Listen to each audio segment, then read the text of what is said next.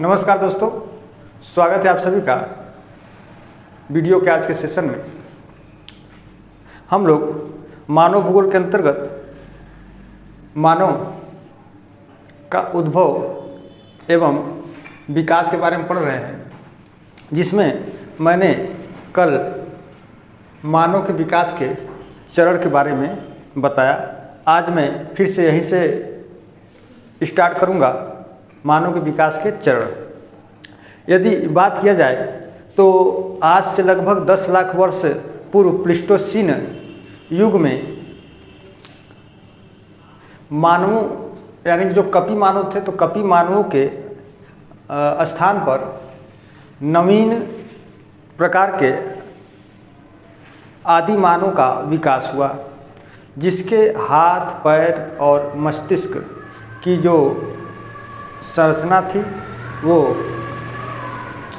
अपेक्षाकृत विकसित थी। इन्हें मानव का प्रारंभिक रूप माना गया। अब हम लोग मानव के विकास के चरण में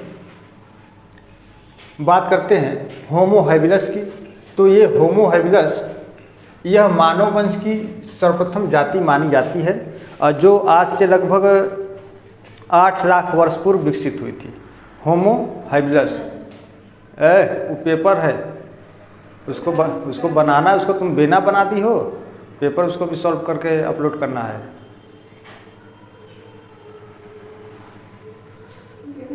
वो नोट्स है। आज क्या खा के आई हो? इतनी गर्मी तो है नहीं।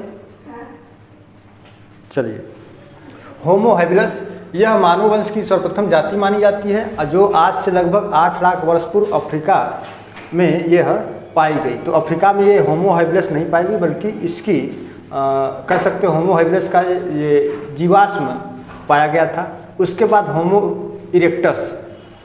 तो ये जो होमो इरेक्टस है यह 5 से 15 लाख वर्ष पूर्व प्लीस्टोसीन काल में आदि मानवों के अनेक जीवाश्म पाए गए, जिन्हें निम्न उपवर्गों में भी रखा गया है। अब इसमें जैसे कि जावा मानव है, पेकिंग मानव, हाइडेलबर्ग मानव, अटलांटिक मानव, निएंडरथल मानव, क्रोमैग्नान मानव, फिर उसके बाद आता है जो वर्तमान मानव, जिसको होमो सेपियंस की संज्ञा दी गई। अब ये जो जावा मानव है, तो जावा मानव इस मानव का जो जीवाश्म है वह सोलो नदी के तट पर प्राप्त हुआ था। जावा मानव के जो जीवाश्म है यह सोलो नदी के तट पर प्राप्त हुआ था।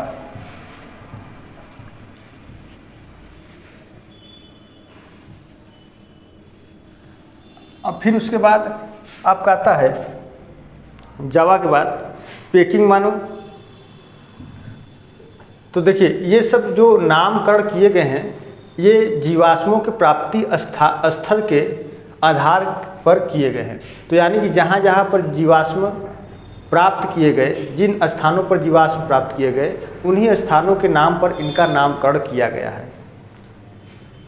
ऐसा नहीं कि ये पहले से इनका नाम हुआ था, बल्कि इनके जीवाश्म की जब खोज हुई, जब जीवाश्म का पता लगाया गया, तब वो जीवाश्म जिन स्थानों से प्राप्त हुआ उन्हीं स्थानों के नाम पर इनका नाम कर दिया गया। तो अब इसमें जैसे कि एक जावा मानव है, तो ये जावा देखा जाए तो इंडोनेशिया एक द्वीपी समूह है, उसमें कई सारे द्वीप हैं, जिसमें एक आपका जावा भी आता है। तो उसी जावा में ही एक सोलो नदी के तट पर एक जीवाश्म की प्राप्ति हुई, और उस जीवाश्म के आधार पर उस मानव जीवाश्म का नामकरण जो है कि जावा मानव किया गया। तो अब इसमें देखिए, ये जो आपका होमो इरेक्टस है, होमो इरेक्टस के अंतर्गत हैं ये सब। होमो इरेक्टस। तो होमो इरेक्टस के अंतर्गत आपका एक आता है जावा मानव, दूसरा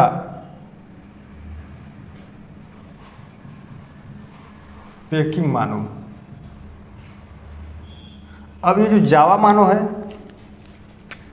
तो जावा मानव के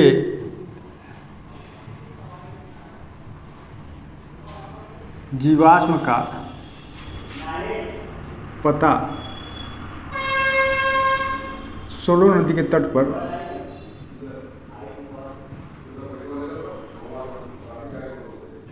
सोलो नदी के तट पर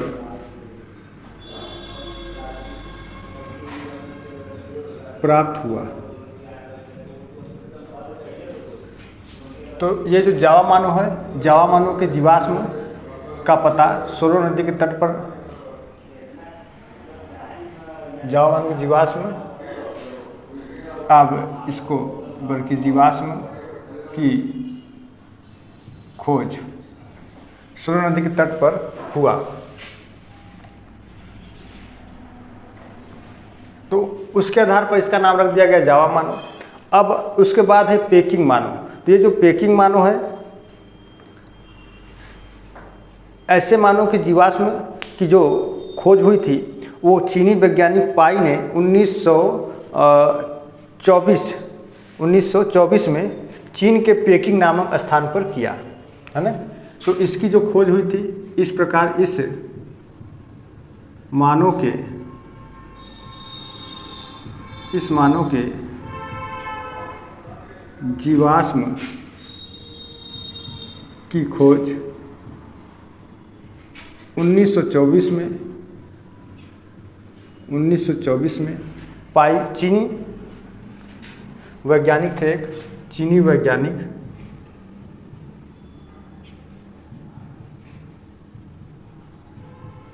वैज्ञानिक पाई ने पेकिंग नामक स्थान से की। पेकिंग नामक स्थान से की। तो ये पेकिंग जो है, यह चीन में एक स्थान है, पेकिंग स्थान। तो इस पेकिंग नामक स्थान से पाई ने 1924 में एक जीवाश्म की खोज की या जीवाश्म की प्राप्ति हुई। तो उस जीवाश्म को इन्होंने जो है कि प्राप्ति स्थल के आधार के नाम पर इन्होंने पेकिंग मानव नाम रख दिया। तो यहाँ पर देख रहे हैं ये जो मानव का ये जो विकास के चरण है, तो जैसे कि एक होमो हैबिलस, फिर होमो इरेक्टस, और होमो इरेक्टस के अंतर्गत जावा मानव, पेकिंग मानव। तो ये सब जो मानव के जीवाश्मों की प्राप्ति हुई है, जिस स्थल से हुई है ना, जिस प्राप्ति स्थल से हुई है, उसी प्राप्ति स्थल के आधार पर ही इनका नामकरण किया गया है ना। ऐसा नहीं है कि ये कुछ अलग से कोई नाम हुआ है, वो बल्कि जिस स्थान से प्राप्त हुआ उसी स्थान से इनका जो है कि नामकरण कर लिया गया। ठीक, अब इसके बाद आता है, हाँ, अब इसकी बात किया जाए तो ये मानव प्लीस्टोसीन युग में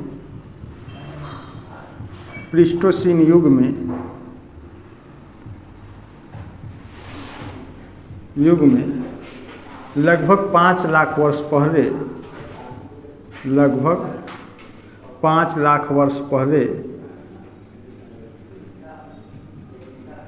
5 लाख वर्ष पहले विकसित हुए थे।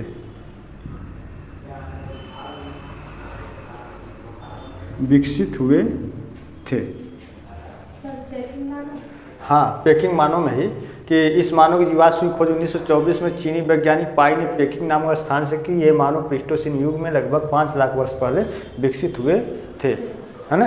ये चीज़ें हैं। अब इसके बाद देखिए आता है एक हाइडेलबर्ग, है ना।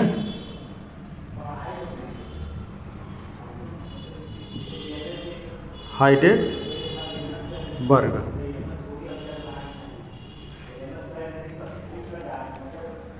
इसका नोट्स भी बनाते चले जाना ना। हाँ, इसीलिए मैं लिखता चला जाता हूँ कि नोट्स बनाने में कोई समस्या ना हो, नोट्स बन जाए। हाइडेलबर्ग, ठीक। अब देखिए जो हाइडेलबर्ग है, ये हाइडेलबर्ग जर्मनी में है ना। तो हाइडेलबर्ग में एक ऐसे मानवीय जीवाश्म की जो कि खोज 1907 में की गई थी, है ना। और यह जीवाश्म प्लीस्टोसीन युग की शैलो से प्राप्त हुई थी और यह भी जो है कि लगभग 5 लाख वर्ष पहले विकसित हुई थी, ठीक ना। प्लीस्टोसीन युगीन जो चट्टानें थी उसी चट्टानों में इन जीवाश्मों की प्राप्ति हुई। कहाँ पर हुई? हाइडेलबर्ग में। तो देखिए हाइडेलबर्ग इस प्रकार के मानव जीवाश्म की खोज 1907 में जर्मनी के हाइडेलबर्ग स्थान से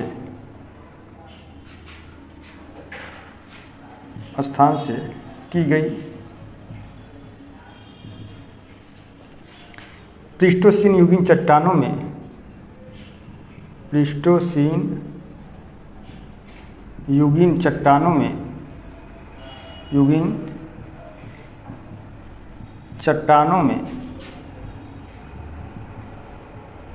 इस प्रकार के जीवाश्म पाए गए। अनुमान लगाया जाता है कि यह मानव जाति 5 लाख वर्ष पहले विकसित हुए होंगे। 5 लाख वर्ष पहले विकसित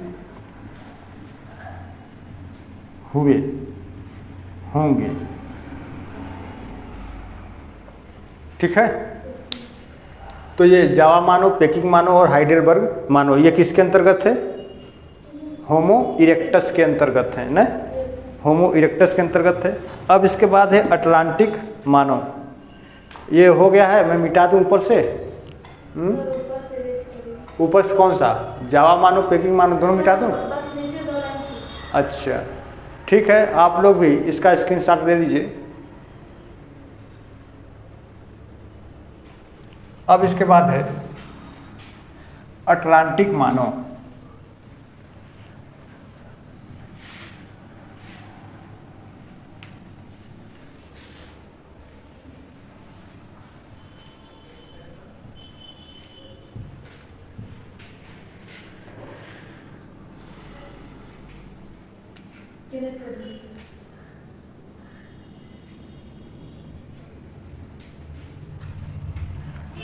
चौथा है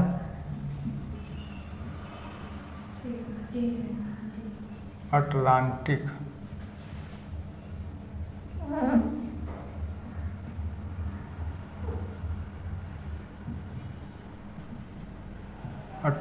मानव।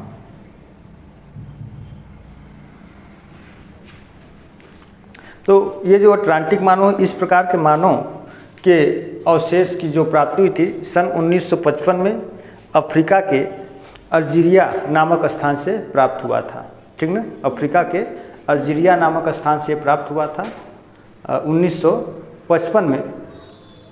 और लगभग इसी प्रकार के जो जीवाश्म थे मोरक्को से भी प्राप्त हुए थे। तो अफ्रीका में भी मोरक्को भी है ना, ठीक है, मोरक्को। तो मोरक्को से प्राप्त हुए थे। ये मानव भी लगभग 5 लाख वर्ष पहले विकसित हुए थे, यानी 5 लाख वर्ष का मतलब ये भी प्लीस्टोसीन युग में ही विकसित हुए होंगे, ठीक है ना। और इनके जो शारीरिक लक्षण है, जो शारीरिक लक्षण थे, शारीरिक लक्षण का मतलब कि इनका जो कद हो गया है ना, जो पूरा फेस हो गया, बाल का रंग रूप आकार हो गया, होंठ हो गया, नाक हो गया, ये लगभग जावा और पेकिंग से मिलते जुलते थे। तो ऐसा माना जाता है कि ये जो अटलांटिक मानव रहे होंगे वे कहीं न कहीं जावा और पेकिंग से ही जो कि निर्मित हुए होंगे, या उसी वंश के ये लोग रहे होंगे, है ना। तो ये बातें थी इसमें। तो इसमें लिख सकते हैं कि इस जाति के या इस मानव जाति का इस मानव जाति के जीवाश्म, इस मानव जाति के जीवाश्म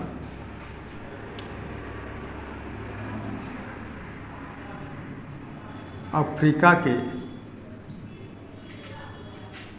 अल्जीरिया, अफ्रीका के अल्जीरिया और मोरक्को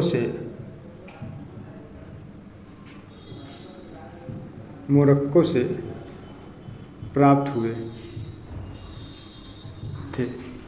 ये मानो भी ये लगभग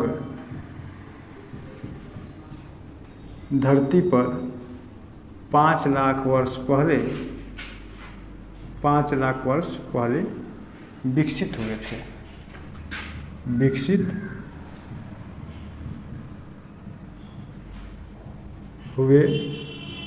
थे और इनकी जो शारीरिक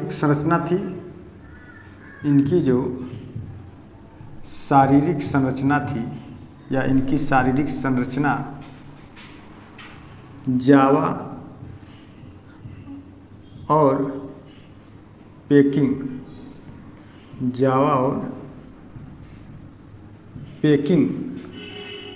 से मिलती जुलती थी। क्या लिख लीजिए, मिलती थी। ठीक है, तो एक अटलांटिक मानव,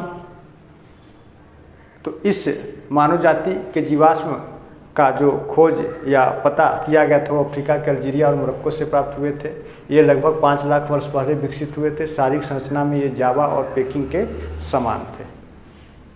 ठीक, अब अटलांटिक एक महासागर है। अटलांटिक क्या है?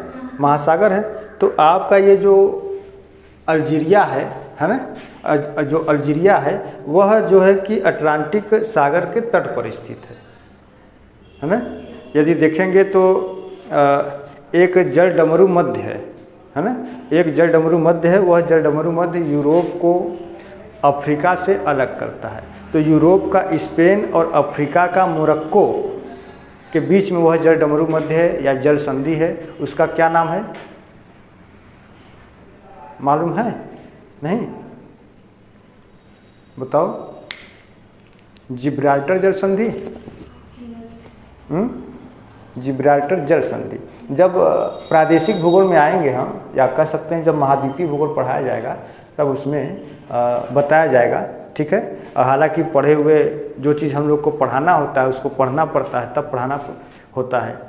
अब बिना पढ़े किसी चीज़ के बारे में बताना थोड़ा सा संदेहास्पद होता है कि वो सही है कि गलत है। इसलिए यदि गलत हो जाए तो कोई बहुत बड़ी समस्या नहीं है। फिर कभी जब वो चैप्टर आएगा तो उसमें उस चीज़ को जो है कि सुधार दिया जाएगा।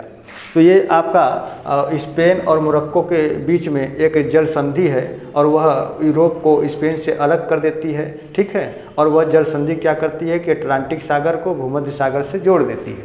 जल संधि का मतलब यही होता है कि जल और संधि दो जलीय भागों को जोड़ेगी और स्थलीय भागों को क्या कर देगी? अलग कर देगी।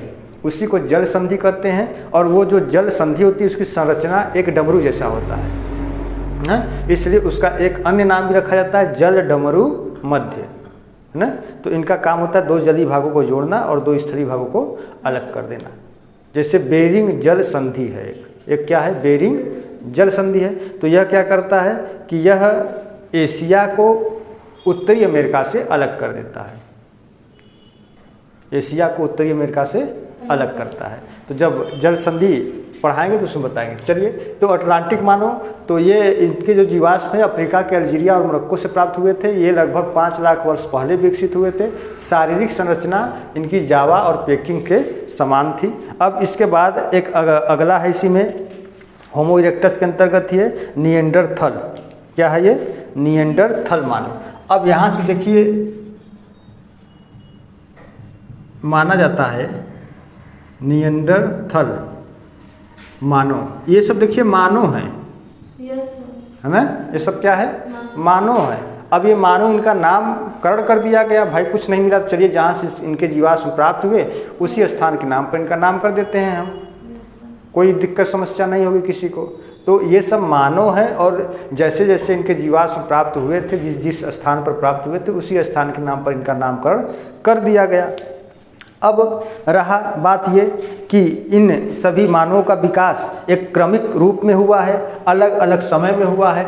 इस कारण क्या हुआ कि इनके जो जीवाश्म थे वे जो है कि एक दूसरे से मैच नहीं करते थे, लेकिन कुछ जीवाश्म एक दूसरे से जब मैच कर जाते थे तो लोगों का ये अनुमान बनता था कि यह जो मानव विकसित हुआ होगा वो अगले मानव से ही विकसित हुआ होगा, जैसे आपका जावा और पेकिंग से आपका अटलांटिक मानव विकसित हुआ। ठीक है, ये चीज़ें हैं। अब इसके बाद है निएंडरथल मानव। अब ये जो निएंडरथल मानव है, चाहे मोबाइल में तिरछा दिखता है, बोर्ड में सही दिखता है,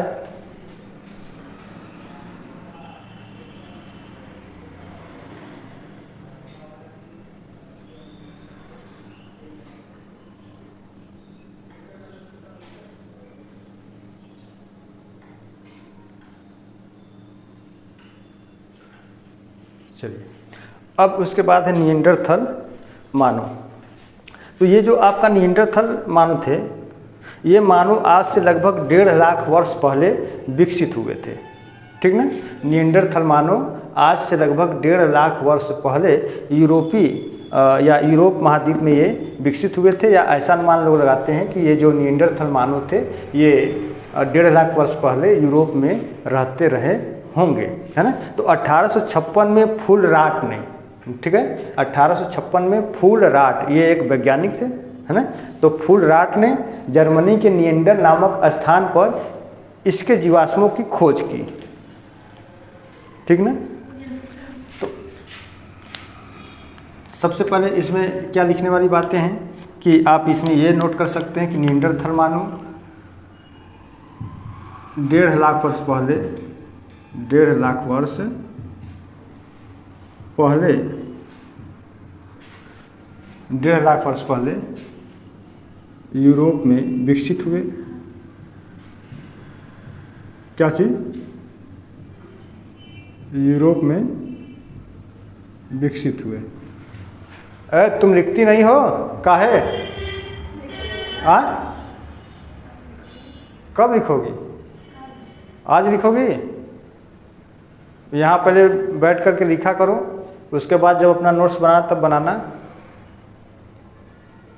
तभी तुमको नहीं दिमाग में जाता है कोई चीज़।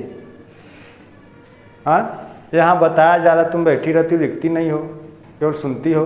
तो इसको नोट किया करो ना, कुछ तो जो मेन पॉइंट है उसी को नोट करो कि निएंडरथल मानव ये 1.5 लाख वर्ष पहले यूरोप में विकसित हुआ। इसकी खोज 1856 में फुल राट ने किया था। लिखने से बहुत समझ में आता तब इसीलिए तो मैं लिखता हूँ, काहे इतना मेहनत कर रहा हूँ भाई। अब ये एक जो है कि स्मार्ट बोर्ड होता है, डिजिटल बोर्ड होता है, उसमें क्या करना, उसमें मैटर टाइप करिए और उसको फिट कर दीजिए और बस आ जाएगा लिखा हुआ। जैसे ये लिखा हुआ है वैसे लिखा हुआ आ जाएगा। अब पकड़ के इसको समझा दीजिए, हो गया। अब यहाँ पर हमको तो दोनों काम करना पड़ता है, उसको समझाना भी है, बोलना भी है, फिर लिखना भी है, फिर इसके बारे में समझाना है। इसीलिए थोड़ा सा टाइम भी हो जाता है, लेकिन जो धीरे धीरे हो रहा है काम, ये बहुत जल्द ही जो है कि कैप्चर होने वाली चीज़ें हैं। आई जो एक चुपचाप बैठी रहती है, चुपचाप मत बैठा करो और हल्ला गुल्ला करके बैठा किया करो। हाँ, ऐसे देखा कैसा ना तुरंत हंस दी। कुछ खाना वाना खा के आई हो क्या? हाँ, तब क्या हंस रही हो? अकल कैसा मुंह बनाई थी? हंसे ना रोएं, तो तुम रो के दिखाओ। ठीक है, देखिए, तो ये जो निएंडरथल मानव थे 1.5 लाख वर्ष पहले यूरोप में विकसित हुए। ठीक, इस मानव के जीवाश्म की खोज, अब कह सकते हैं कि मैं शार्ट रूप में लिखूंगा, इस मानव के जीवाश्म की खोज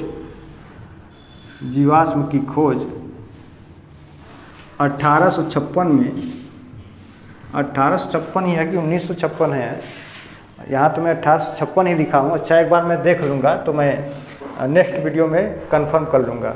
1856 में फुल राट ने, 1856 में फुल राट, ये कौन थे? एक वैज्ञानिक थे ना। फुल राट ने जर्मनी के, कहाँ, जर्मनी के, इधर लाइट नहीं ना रहा है, नो बोर्ड पे नहीं, उसमें यस फुलराट ने जर्मनी के नियंडर नामक स्थान से, नियंडर नामक स्थान से किया। तो इस मानव की जीवाश्म खोज 1856 में फुलराट ने जर्मनी के नियंडर नामक स्थान से किया।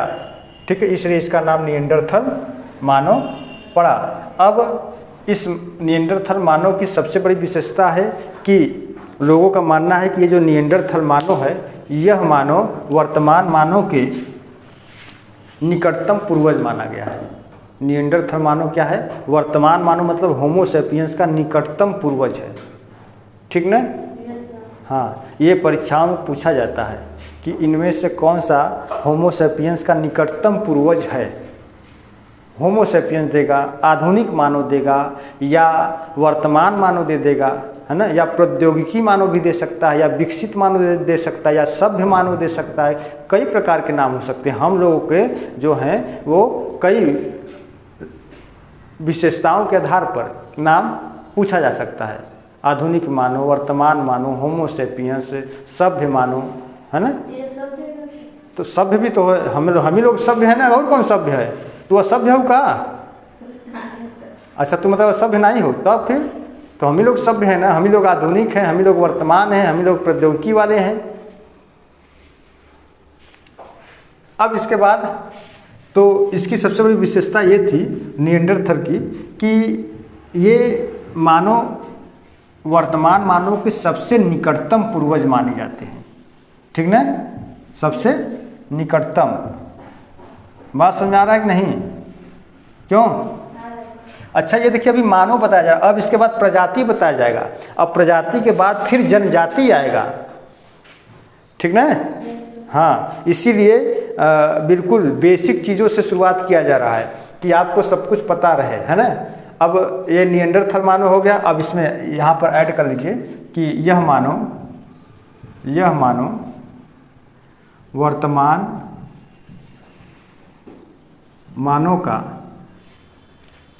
मानव का सबसे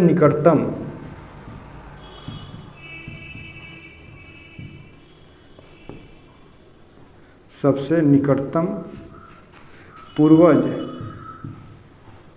माना जाता है। ठीक है। और हाँ, यदि आप लोग भी यदि वीडियो देख रहे हैं तो आप लोग से भी यही आशा है कि आप लोग भी क्या करें, इसका एक अच्छे से नोट्स बना लें। और ये जो नोट्स बनाएंगे आप लोग, भविष्य में भी काम करेगा और वर्तमान में भी काम करेगा। और चूंकि ये बिल्कुल प्रॉपर तरीके से ही एक प्रकार से नोट्स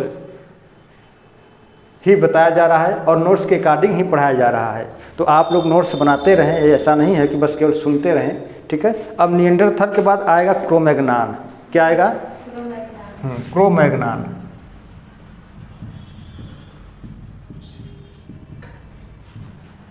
क्रोमैग्नान मानव।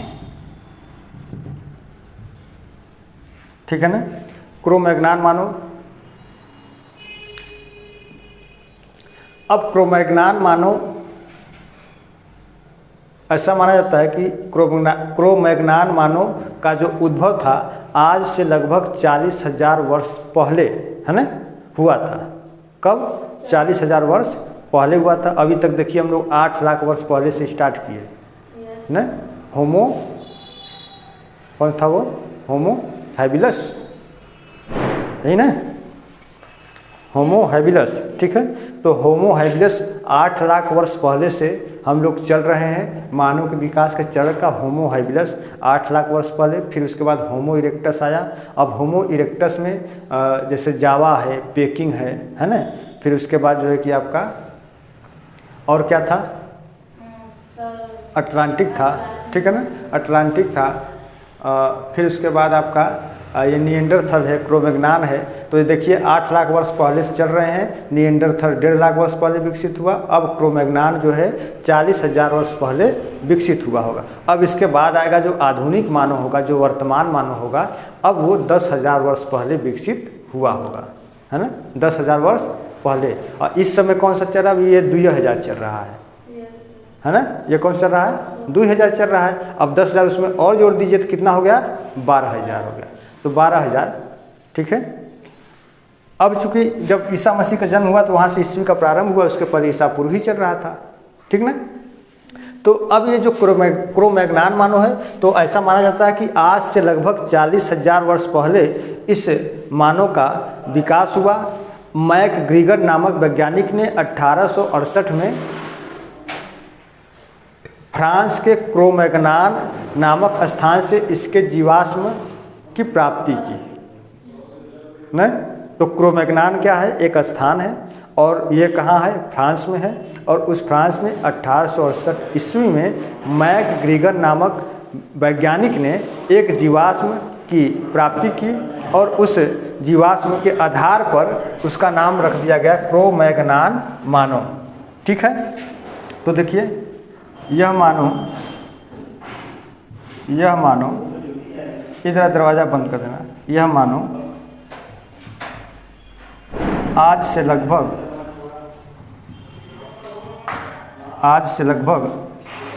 40,000 वर्ष पहले 40,000 वर्ष पहले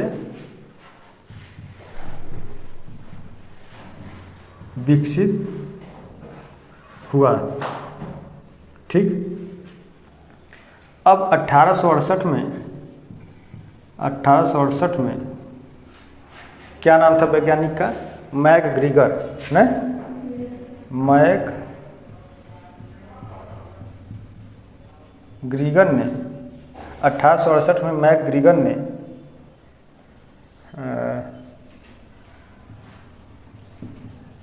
फ्रांस के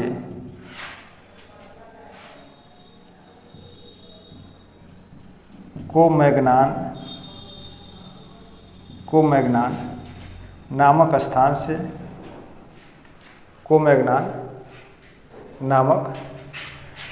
से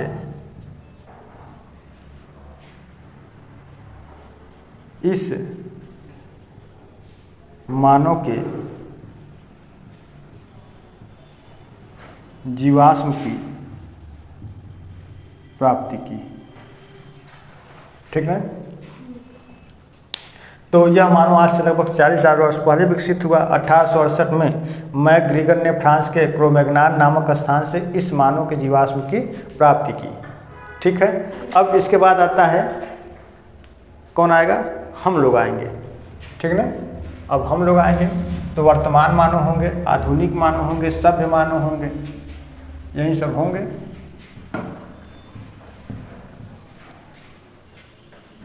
तुम पानी पी रही हो तो कुछ बोलना चाहोगी क्या?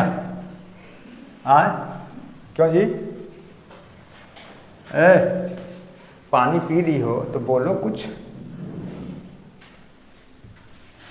नहीं बोलोगी?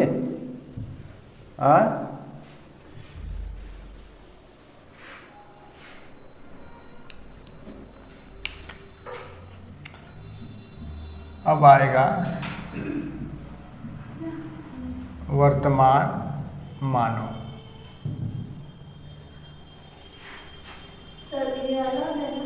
कौन? उसी में है। किसमें? ये होमो इरेक्टस में है। नहीं, ये अलग है। वो ये आपका जो निएंडरथल से है ना, निएंडरथल से अलग है। मतलब निएंडरथल से, जैसे कि पहला था होमो हैबिलस, फिर होमो इरेक्टस, फिर निएंडरथल, फिर क्रोमैग्नान, फिर आपका वर्तमान मानव, ठीक है ना। ये होंगे, उसी में नहीं है। मैंने गलती से जो है कि उसमें इंक्लूड कर दिया, तो अटलांटिक तक उसी में है, ठीक ना। होमो इरेक्टस के अंतर्गत जो 4 थे, कौन कौन से थे?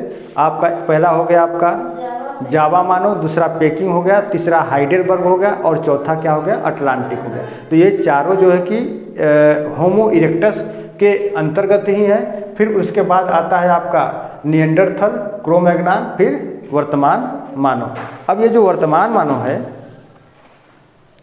ऐसा माना जाता है कि आधुनिक मानव का विकास, ठीक ना, आधुनिक मानव का विकास क्रो-मैग्नान मानव से हुआ है। इस मानव का विकास यानी कि वर्तमान मानव का विकास आज से लगभग 10,000 वर्ष पहले, ना 10,000 वर्ष पहले, इसका कब हुआ था? 40,000 वर्ष पहले हुआ था, है ना। क्रो-मैग्नान मानव का विकास आज से लगभग 40,000 वर्ष पहले हुआ, जबकि वर्तमान मानव का विकास आज से लगभग 10,000 वर्ष पहले हुआ। ऐसा माना जाता है कि जो वर्तमान मानव है वो क्रो-मैग्नान मानव से विकसित हुआ है, ठीक ना। और लोगों का ये भी मानना है कि जो वर्तमान मानव है, इस मानव का विकास मध्य एशिया के कैस्पियन सागर के तटवर्ती क्षेत्रों से हुआ है, या कह सकते हैं कि मध्य एशिया का जो कैस्पियन सागर वाला तटवर्ती भाग है वो मानवों के उद्भव का केंद्र था, और उसी जगह से ही सभी स्थानों पर विभिन्न स्थानों पर मानवों का प्रसार हुआ। अब इस चीज़ की जो व्याख्या है वो टेलर ने अपने सिद्धांत में किया। सन 1909 ईस्वी में टेलर ने मानव के प्रसार से संबंधित एक सिद्धांत प्रस्तुत किया। उसका नाम था जोन स्टेटा थ्योरी, है ना, जोन स्टेटा थ्योरी। तो जोन स्टेटा थ्योरी में उन्होंने बताया कि सभी क्या, जो मानवों का जो विकास हुआ है या मानवों का जो उत्पत्ति केंद्र है वह मध्य एशिया का कैस्पियन सागर वाला तटवर्ती भाग रहा है, और जैसे जैसे जलवायु में परिवर्तन होता गया लोग वहाँ से प्रसार करते चले गए, और जो सबसे पहले विकसित मानव हुआ, जो सबसे पहले मानव विकसित हुआ वो सबसे बाद में जाकर के यानी कि रह गया, यानी कि सबसे बाद में जाकर के बस गया, और जो सबसे लास्ट में विकसित हुआ वो उसी केंद्रीय भाग में ही रह गया। तो जब टेलर का सिद्धांत पढ़ाएंगे तो उसमें एक फिगर के द्वारा समझाने की कोशिश करेंगे, ठीक है। तो इसमें लिख लेंगे आप लोग कि जो वर्तमान मानव थे, ये वर्तमान मानव ऐसा माना जाता है कि इसका विकास क्रो-मैग्नान मानव से हुआ है। ये आज से लगभग 10,000 वर्ष पहले धरती पर रहे होंगे। फिर उसके बाद वर्तमान मानव का जो उत्पत्ति केंद्र या उद्भव है वो बहुत से लोगों का मानना है कि जो मध्य एशिया है, तो मध्य एशिया के कैस्पियन सागर के तटवर्ती भाग रहे हैं, ठीक है। और इनकी क्या विशेषता थी कि ये मानव पूर्णतया अपने दोनों पैरों पर खड़े होकर के चल सकते थे, पूर्णतया दोनों पैरों पर सीधे खड़े होकर के चल सकते थे, ठीक है। आगे चल कर के इन्हीं मानवों को, जो वर्तमान मानव थे, इन्हीं मानवों को लोगों ने होमो सैपियंस का नाम दिया, ठीक है, होमो सैपियंस। तो होमो हैबिलस, होमो इरेक्टस, फिर उसके बाद आएगा आपका निएंडरथल, क्रो-मैग्नान, फिर क्या आएगा वर्तमान मानव या होमो सैपियंस। ये क्रम है, पूछता है, नहीं क्रम क्या है, पूछता है। इसको लिख लेंगे ना, लिखने की जरूरत नहीं है ना। हाँ, अब देखिए क्रम दे देगा तो सबसे पहले आपका आएगा होमो हैबिलस,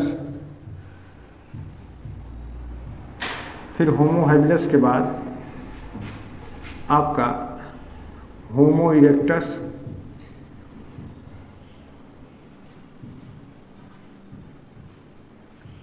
होमो इरेक्टस, होमो इरेक्टस के बाद आपका आ जाएगा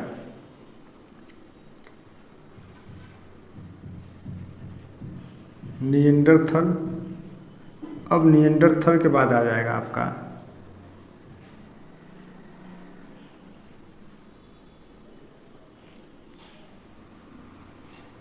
क्रो-मैग्नान,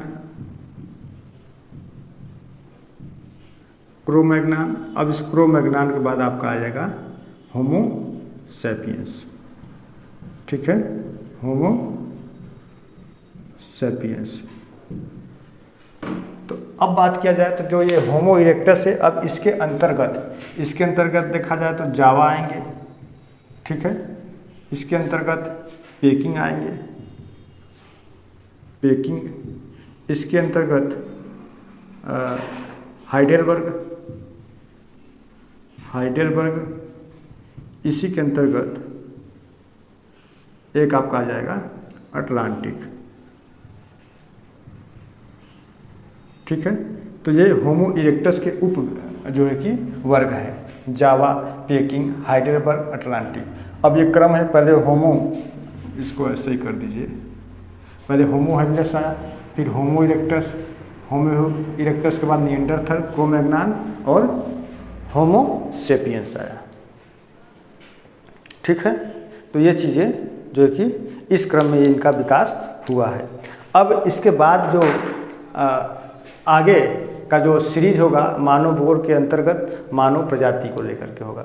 अब इसके बाद हम लोग पढ़ेंगे मानव प्रजाति। इसके पहले हम लोगों ने जीवों का उत्पत्ति विकास पढ़ा, फिर उन जीवों से कैसे कैसे जो है कि धीरे धीरे मानव परिवर्तित हुए, मानव में परिवर्तित हुए वही जीव, फिर मानव बने, फिर उसके बाद मानव का उद्भव और हम लोगों ने प्रसार देखा। ठीक। अब उसके बाद हम लोग उस मानव के प्रजातियों के बारे में जानेंगे, पढ़ेंगे। ठीक है। तो अगला जो टॉपिक होगा वो होगा मानव प्रजाति। जब मानव प्रजाति खत्म हो जाएगा, थोड़ा ये अधिक दिनों तक ये चैप्टर चलेगा। मानव प्रजाति थोड़ा सा लेंदी है, ब्रॉड है, और हालांकि हम धीमे धीमे पढ़ाते भी हैं ताकि कोई चीज़ धीरे धीरे समझ में अच्छे से आता है।